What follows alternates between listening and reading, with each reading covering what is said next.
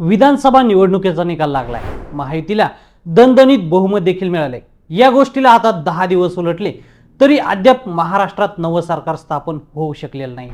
मुख्यमंत्री पदावरून एकनाथ शिंदे आणि भाजपमध्ये वाद सुरू असल्याची चर्चा आहे। भाजपला तब्बल 132 जागा मिळाल्यानं एकनाथ शिंदे यांना मुख्यमंत्रीपद मिळणं कठीण दिसतंय। पण भाजपला आणि त्यातही देवेंद्र फडणवीस यांना मुख्यमंत्रीपद देण्यास शिंदे यांचा आक्षेप असल्याचं बोललं जातंय। मुख्यमंत्रीपद न मिळाल्यास काय याचं प्रचंड टेन्शन एकनाथ शिंदे यांच्या समोर आहे।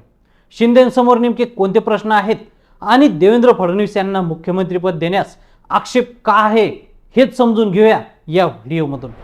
एकनाथ शिंदे यांच्या समोर सध्या प्रचंड मोठं टेन्शन आहे, ते भविष्याचं काय। जून 2022 मध्ये शिवसेनेत फूट पाडून भाजपच्या पाठिंब्याने एकनाथ शिंदे मुख्यमंत्री झाले। पण त्या बोलणीत शिंदे यांनी भाजप श्रेष्ठींकडे भविष्याचं काय असा प्रश्न उपस्थित केला होता। त्यावेळी शिवसेनेत एकजूट ठेवण्यासाठी उद्धव ठाकरेही आपल्याला मुख्यमंत्रीपद द्यायला तयार आहेत। पण 2024च्या विधानसभा निवडणुकीनंतर काय असा प्रश्न उपस्थित केला गेला। त्या आधारे त्यांनी भाजप श्रेष्ठींकडे नोव्हेंबर 2024 नंतरही तुम्हीच मुख्यमंत्री असाल असं ठोस आश्वासन घेतल्याचं बोललं जातंय। पण आता विधानसभा निवडणुकीतील ऐतिहासिक यशानंतर मुख्यमंत्री भाजपचाच असेल हे जवळपास स्पष्ट झालंय। त्यामुळे एकनाथ शिंदे आणि त्यांच्या आमदारांचा हिरमोड झालाय। शिंदे यांनी मुख्यमंत्री पदासाठी सुरुवातीला भाजपवर दबाव वाढवला, पण अजित पवार यांनी निकाला दिवशीच भाजपला पाठिंबा दिल्यानं एकनाथ शिंदे यांची बार्गेनिंग पॉवर कमी झाली। या सगळ्यांवरून शिवसेनेचे अनेक आमदार आणि कार्यकर्ते नाराज असल्याचं समजतंय।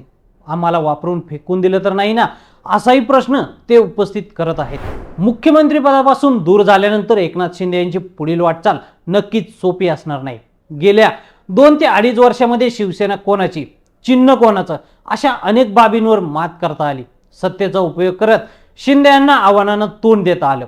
त्याचबरोबर मुख्यमंत्री म्हणून अनेक आमदारांना आणि कार्यकर्त्यांना सत्तेची लालसा दाखवून शिंदेंनी त्यांना जवळ केलं होतं। याचा थेट फायदा निवडणुकीमध्ये झाला। मात्र मुख्यमंत्री पदापासून दूर झाल्यानंतर किती आमदार आणि कार्यकर्ते सोबत राहतात याचं टेन्शनही एकनाथ शिंदे यांना आहे। मुख्यमंत्रीपद सोडल्यावर उपमुख्यमंत्रीपद स्वीकारण्यास एकनाथ शिंदे हे इच्छुक नाहीत।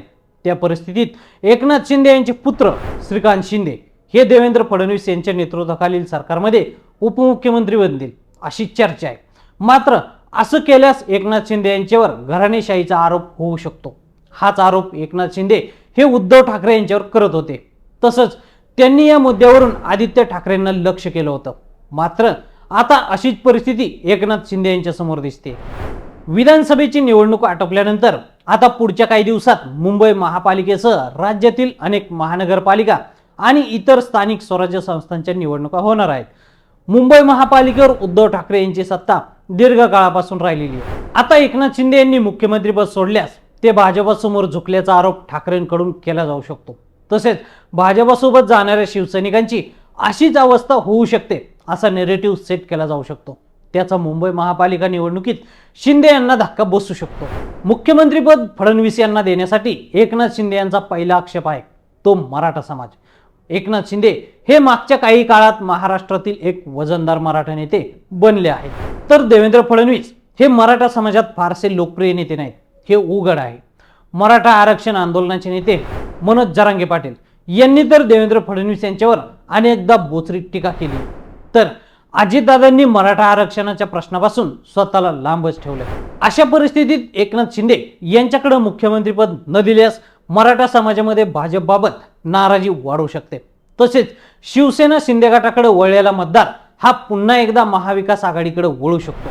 थोडक्यात शिंदे यांनी मुख्यमंत्री पदाची आशा अजूनही सोडलेली नाही, पण न मिळाल्यास त्यांची राजकीय अडचण होऊ शकते हे मात्र नक्की।